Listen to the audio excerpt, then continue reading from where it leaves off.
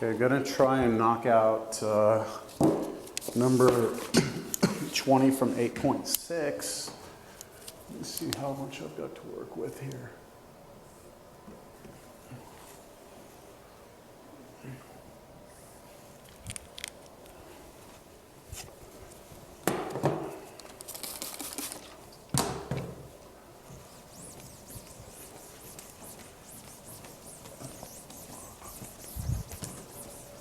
Now this is the one I started doing in class, but I'm not going to have enough time to finish it up, so I'm going to do it here. We have x squared plus x over 1 minus x, the quantity cubed. So I'm going to first rewrite this as x squared times 1 over 1 minus x, quantity cubed, plus x times 1 over quantity 1 minus x cubed. And so I split it in two fractions and I peeled off the x squared and the x in front. And now I'm going to try and figure out what 1 over 1 minus x cubed is try and get it in terms of 1 over u. So I'm going to take that, I'm going to integrate that. We've done this a few times now, the same technique.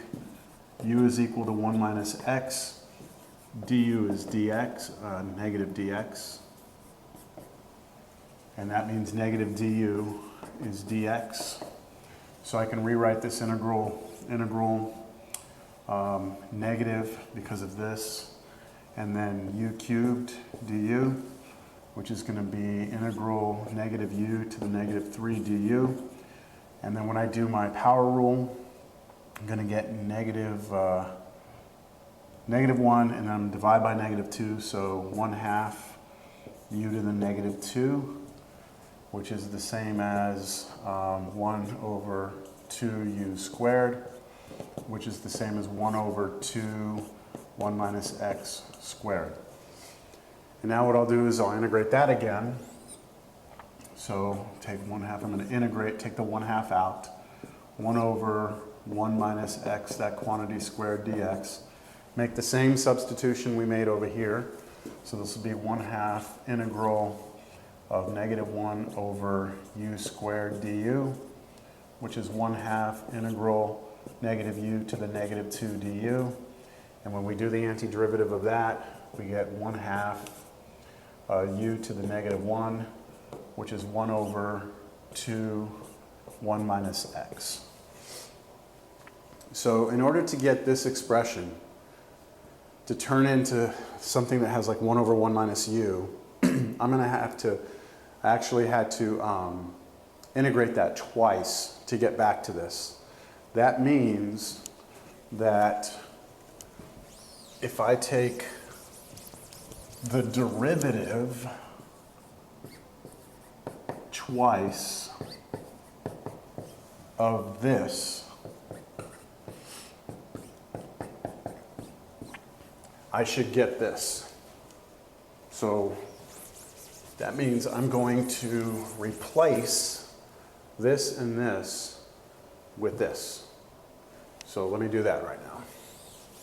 This becomes x squared times the derivative with respect to x of the derivative with respect to x of 1/2 times 1 over 1 minus x, and then plus double parentheses there, x times the derivative with respect to x of the derivative with respect to x of 1/2 times 1 over 1 minus x. And I'm going to pull the 1/2s out. So let's take that 1/2 out.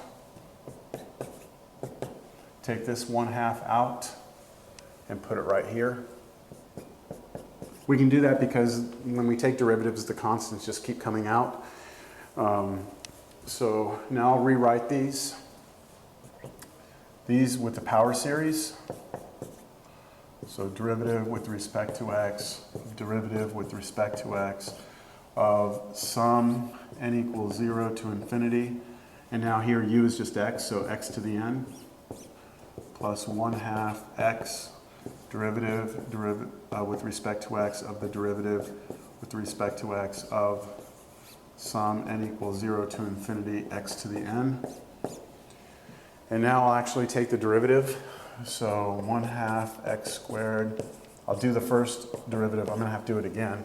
The derivative of this is going to be sum, index comes up, n equals 1 to infinity of n x to the n minus 1 plus 1/2 x derivative with respect to x of same exact thing, sum n equals 1 to infinity of n x to the n minus 1. And now let me change these so that these turn into n's instead of n minus 1. So I have to replace that with n plus 1. So what effect does that have? I have 1/2 x squared derivative with respect to x of, if I replace all my n's with n plus 1s, I get sum n equals 0 to infinity this time, n plus 1 there, and then x to the n.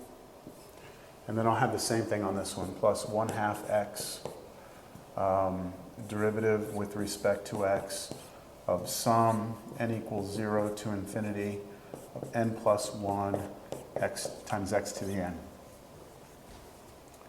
All right, give you a second to get all that down. Now I'm ready to take the derivative again.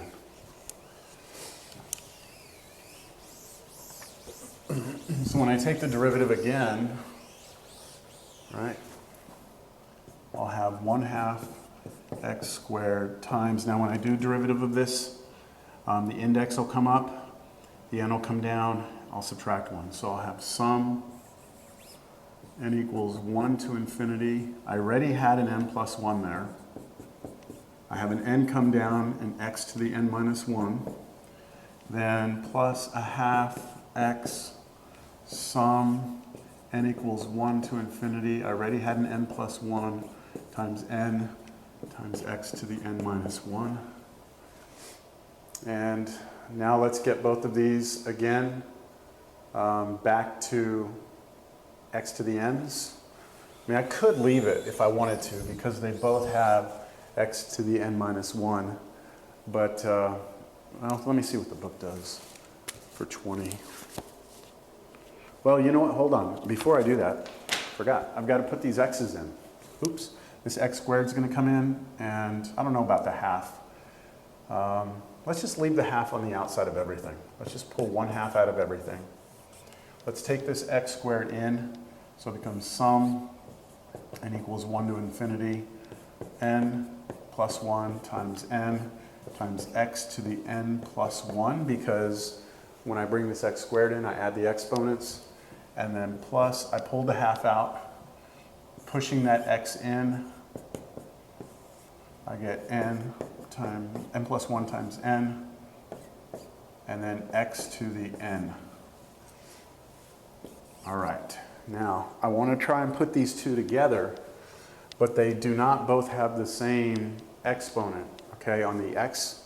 So now I'm going to try and get that. So I think what I'll do is I'll make them both x to the n powers. So that means I have to change this to an n minus 1.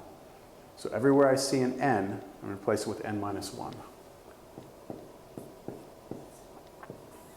So if I replace this with n minus 1 and then add 1 to both sides, my sum is actually going to start at 2 to infinity. And then I'm replacing all my n's with n minus 1s. So if I replace n with n minus 1 there, I get n. Replace n with n minus 1, I get n minus 1. Replace n with n minus 1, I get x to the n. And then plus this one I'm not touching.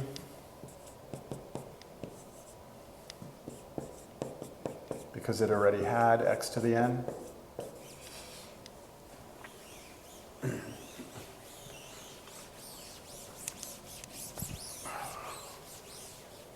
All right, and then now at this point, I can put these two together because they both have x to the n's, but this one starts at 2, this one starts at 1. So what I'm going to do is I'm going to peel one of these off. So I have 1/2 out here.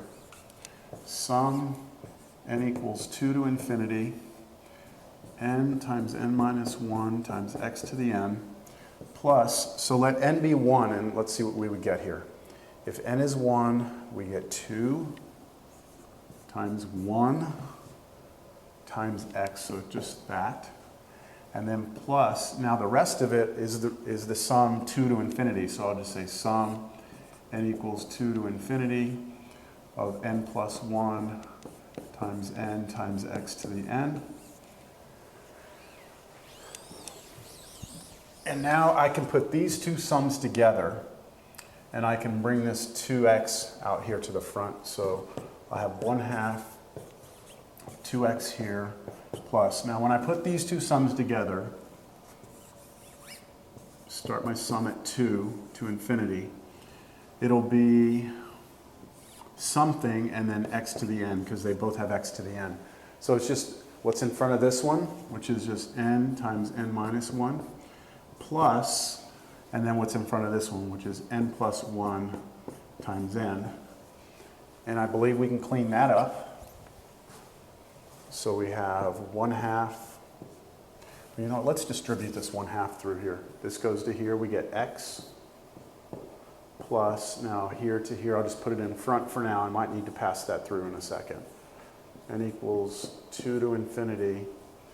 And then what do we get here? This is n squared minus n plus, let's see if we distribute n squared plus n. These cancel, and we get 2n squareds.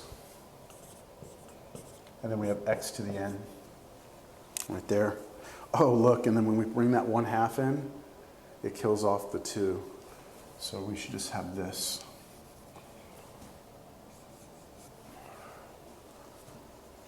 That's pretty good. All right, let's see if that matches up with what they have here. What number was this?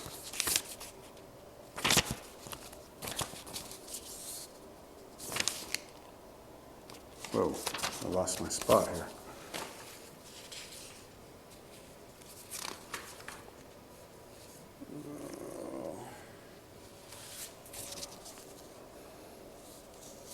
What number was this?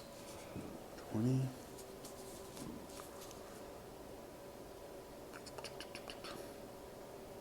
Yeah, that works. They do point out something. I mean, I can point this out. This would be correct, but check this out. This x right here, okay, just x by itself. Notice that if I were to have rewritten this sum, and I started at 1, I know it starts at 2, but what if I started at 1? What would my first term be? If n is 1, I'd get 1 squared is 1, x to the first power. So my first piece would be x, and then plus the rest of the sum, which would go from 2 to infinity of n squared x to the n. And guess what? This is this. So what the book points out is that this can be turned into this sum, starting it at 1 instead of at 2. But that just works out because it works out nice. I mean, we kind of get lucky with that. But this is it. This is what I'd be looking for. Okay, that's number 20. I'm going to stop the video now.